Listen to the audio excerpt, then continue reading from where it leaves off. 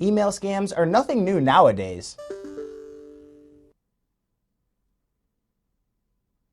But a recent email making the rounds portraying the Grand Rapids City Planning Commission is raising concern for officials and potential victims.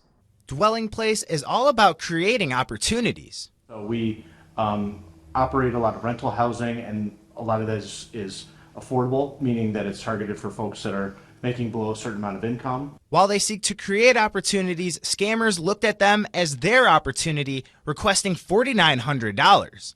I get over 100 emails a day usually, and and this one was very lengthy, but it had information about the Planning Commission, and it was very specific to our property that I wouldn't think that would be generally available. The nonprofit trying to rezone 2 properties on Fuller and Wealthy through the city's Planning Commission, so the email wasn't out of the ordinary. I was fooled for a few minutes at first because it did have a lot of legitimacy to it. It had a lot of specificity, and I could tell it had a lot of jargon that somebody in planning, urban development would use. Thankfully, the group noticed something was off. There were some spelling errors.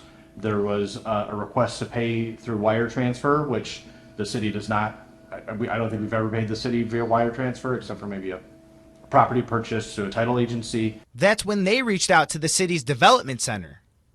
Called us to verify if it was a legitimate email, and we told him no. And he shared us the content of the email, and that's when we enacted our policy to try to safeguard the community against these types of scams. This specific type of email scam is a first for the city.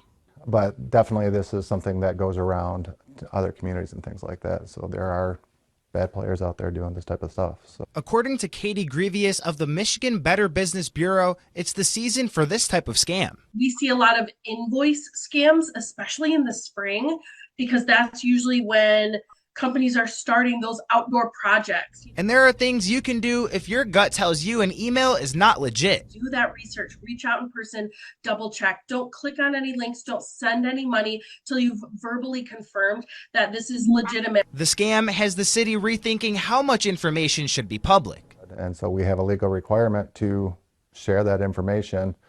And so it's just kind of that tough spot where we've got to figure out what's the right balance with that information. As we were putting this story together Wednesday, the Development Center received notice of a second incident regarding this email scam. They want to continue warning residents and businesses and urge you to reach out to the center by phone or email if something seems fishy. In Grand Rapids, Wadida Damna, Fox 17 News.